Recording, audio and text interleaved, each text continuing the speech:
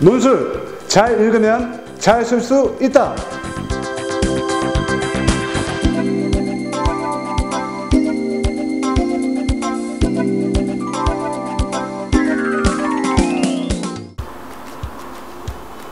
안녕하세요. 반갑습니다. 부천 탑논술학원 입문팀장 유남주입니다. 논술 대학별 지피지기 하면 백전백승 할 수 있다. 오늘은 경희대 논술에 대해서 말씀드리겠습니다. 자, 경희대는 2018년도 논술 우수자 전형의 형식 경쟁률이 72.65대 1이었습니다.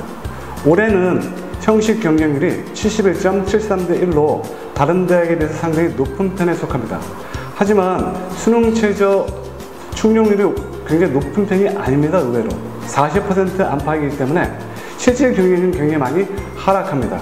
따라서 경희대 논술 우수자 전형에서 합격하기 위한 첫 번째 조건은요, 수능 최저를 정확하게 충족하는 겁니다.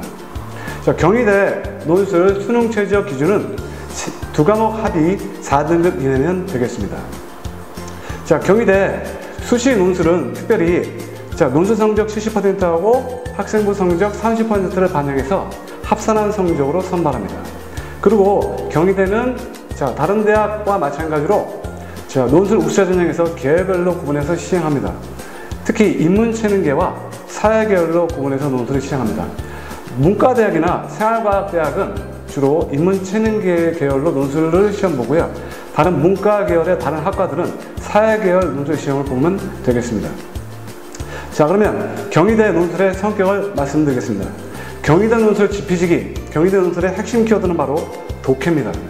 자, 다른 대학보다 훨씬 제시문이 까다롭고 읽기가 어렵습니다. 그래서 이 제시문을 얼마만큼 정확하게 독해할 수 있냐가 바로 합격의 바로 관건이 되겠습니다. 따라서 경희대 논술 시험의 대비 방향으로 첫째, 경희대는 계열별로 구분돼 정형화된 유형이 출제되는데 자기가 지원한 인문체능계와 사회계열별로 그 특징에 맞게 논술 대비를 하면 되겠습니다. 둘째는 고득점을 위한 답안 작성 방법을 터득해야 합니다. 경희대 채점진이 선호할 수 있는 답안의 작성 방침에 따라 논술 답안을 작성하는 연습을 하면 됩니다. 그러면 경희대 2019학년도 올해 모의 논술을 발표했는데요. 수시 논술 형식과 핵심 구조를 다 같이 살펴보겠습니다. 경희대 논술 시험 시간은 120분, 2시간이고요. 문항수는 인문체능 경우 2문항이고 사회계열은 3문항입니다. 인문체능계는 논제 1번이 비교하기 유형이고요. 논제 2번은 적용 평가하기 유형입니다. 자, 논제 1번의 경우 제시문 2개를 요약하고 차이점을 서술하는 구조고요. 601자에서 700자 이내로 쓰시면 됩니다. 배점은 40점입니다.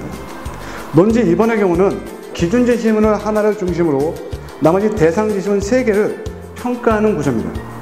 1001자에서 1100자까지 분량을 쓰시면 되겠고요. 배점은 60점입니다. 따라서 인문체능계에서는 합격 여부를 결정하는 것은 바로 두 번째 논제 2번이라고 볼 수 있겠고요.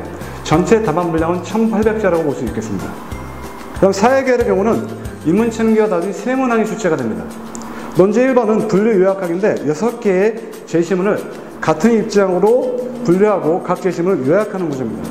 근데 특이한 점은 제시문이 6개가 요약되는데 401자에서 500자로 분량이 적습니다.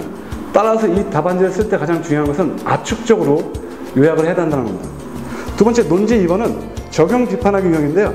역시 기준 제시문 하나를 잘 요약하고 그 다음에 대상 제시문 2개를 이걸 적용해서 비판하는 구조입니다. 답안 분량은 601자에서 700자 이하고요. 배점은 40점으로 역시 사회계열에서 합격 여부를 결정하는 가장 중요한 논제입니다. 논제 3번은 수리 논술의 구조인데 계산 문제가 하나 나오고요. 그 계산 결과를 적용해서 특정 제시문을 평가하는 구조입니다. 답안의 분량은 제한이 없고요. 여기까지 합치면 결국 30점 기준입니다. 그래서 논제 1번, 논제 2번, 논제 3번 합산하면 역시 1800자 내의 답안 분량으로 작성할 수 있겠습니다. 문제의 성격 중에 인문체능계는 전부 국문제시문으로 출제가 되고 있고요. 사회계열은 원래 2년 전에까지 영어제시문이 출제가 됐습니다. 그런데 작년에 2018년도 모의논술에 사회계열의 영어제시문이 출제가 안 됐고요. 실제로 그 수시 전형에서 영어제시문이 출제가 안 됐습니다. 올해도 2019학년도 사회계열 모의논술에 보면 영어제 시험이 출제가 안 됐습니다. 따라서 올해 수시 논술에서도 사회계열은 영어제 시험이 출제가 안 될 가능성이 높습니다. 그러니까 사회계열 학생들은 수리 논술만 잘 준비를 하시면 되겠습니다. 자, 다음으로 경희대 논술 유형과 고득점 답안 키포인트를 말씀드리겠습니다. 인문체능 경우 두 문제가 출제가 되는데 아까 말씀드렸다시피 1번 문제에서 기본 득점은 요소는 두 제시문을 정확하게 요약하는 겁니다. 그리고 두 개 제시문의 차이점을 선명하게 드러내면 되겠습니다. 자, 고득점 요소는요, 요약을 할 때 핵심어와 주요 어휘를 적절하게 사용하는 문어치 요약입니다. 그리고 차이점을 쓸 때도 하나만 제시하는 게 아니라 두 개 이상으로 풍요롭게 풍부하게 제시하면 가산점을 받을 겁니다. 자, 그 다음에 2번 논제의 경우는 기준 제시문에 대한 정확한 요약과 대상 제시문 3개의 논지를 명료하게 잘 정리하면 기본 득점을 받게 됩니다. 그리고 논지 요구사항에 맞게 논리적 평가를 잘하면 기본 점수 이상을 받게 됩니다. 그런데 여기서 고득점 요소는요, 자, 기준 제시문과 대상 제시문 간의 의미적 관계를 논리적으로 잘 명확하게 제시하거나 핵심어와 주요 어휘를 잘 활용해서 논리적, 인과적 문장 표현을 잘 하고, 그 다음 답안 분량이 1100자 내역이 때문에 장문형이기 때문에 단락별 분량을 안배한다든지 논리적 구성에 신경을 쓰면 역시 고득점으로 합격 답안지를 쓸 수가 있겠습니다. 다음으로 경희대 사회계열 논술 고득점 답안 포인트를 말씀드리겠습니다.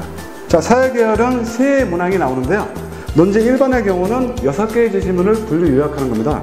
따라서 가장 기본적인 특징 요소는 올바른 분류 기준을 잘 추론했는가, 그리고 출제 의도에 맞게 분류 결과를 잘 제시했는가, 그리고 6개의 제시문을 핵심 논지를 잘 압축적으로 요약해서 근거를 명확하게 제시하고 있습니다. 그럼 여기에서 이제 가산점 내지 고득점을 받을 수 있는 요소는요, 자, 상반된 입장의 차이를 선명하게 드러내는 어휘를 사용하는 부분, 그 다음에 핵심어와 주요어휘를 적절하게 사용할 경우 자, 가산점을 받게 됩니다. 자, 사회계열 2번 문제가 가장 어려운데 이건 다면사용 논술이라고 합니다. 자, 2번 문제의 경우 기준 제시문에 대한 정확한 요약, 대상 제시문 2개의 주장을 명료하게 정리했는지에 대해서 자, 기본 득점 요소로 평가합니다. 그리고 논지 요구사항에 맞게 논리적으로 잘 비판했는지를 평가합니다. 여기서 가산점이나 고득점을 받기 위해서는요, 기존 제시문과 대상 제시문의 의미적 관계를 논리적으로 명확하게 제시하는 부분, 핵심어와 주요어휘를 적절하게 활용해서요, 자신의 문장 표현으로 창의적으로 잘 표현하면 가산점을 받게 됩니다. 자, 다면사고형 논술 유형에 맞게 좀 난이도가 좀 높습니다. 그래서 이 부분을 40점 배점이기 때문에 잘 써야 됩니다. 3번 문제는 수리 논술인데요, 정확한 공식 적용과 정답을 도출하고 계산 결과를 출제 의도에 맞게 하나의 제시문의 평가를 잘하면 기본 점수 이상을 받게 됩니다. 그리고 여기서 가산점을 받기 위해서는요, 수리 계산 결과를 보충할 수 있는 시각적 도표나 그래프를 제시하는 학생들, 창의적 계산 결과 과정을 보여주는 친구들, 그리고 대상 제시문에 대한 평가를 뒷받침하는 논리적 근거의 정확성을 잘 제시하는 친구들은 굉장히 높은 점수를 받게 됩니다. 자, 다음으로 경희대 인문체능계 사회계 논술 지피지기 합격의 열쇠를 말씀드리겠습니다. 첫째, 제시문 독해 능력을 배양해야 합니다. 자, 경희대 논술 제시문의 성격은 까다롭고 어려운 제시문입니다. 그래서 이것을 정확하게 독해하는 독해의 공식을 알려드리겠습니다. 합격할 수 있는 독해와 합격하지 못하는 독해의 차이점을 크게 구분해서 말씀드리겠습니다. 둘째는 지문 간의 공통점, 차이점을 잘 요약하고요, 그 다음에 분류 요약하는 능력이 필요합니다. 자, 비교하기와 분류하기, 그리고 요약의 방법을 전해드리겠습니다. 자, 세 번째는 특정 주제를 다양한 각도에서 접근해 해석하는 사고 능력, 즉 다면사고형 논술에 대한 대응 능력이 필요합니다. 자, 경희대 다면사고형 논지에 대한 공략 방법을 알려드리겠습니다. 자, 마지막으로 창의적 논리 전개와 고득점 표현 방법이 필요합니다. 경희대 논술은 자, 문제별로 기호 작성을 통해 단락과 단락, 문장과 문장을 어떻게 배열하고 창의적으로 논리를 전개할 수 있는지 하나하나 가르쳐 드리겠습니다.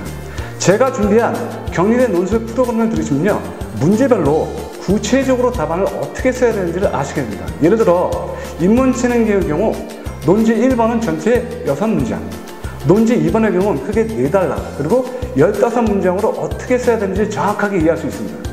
이러한 4가지 경희대 논술 합격을 위한 핵심 능력을 이번 추석 캠프와 예비 파이널 프로그램을 통해 키워드리겠습니다. 경희대 논술 합격을 위한 특별한 훈련, 경희대 논술 지피지기를 위한 특별 훈련, 부천 탑 논술학원 추석 캠프와 예비 파이널 프로그램에 참여하시면 경희대 논술을 시험에 합격을 위한 첫 관문을 통과하실 수 있습니다. 수험생 여러분의 많은 관심과 참여를 기다리고 있겠습니다. 감사합니다.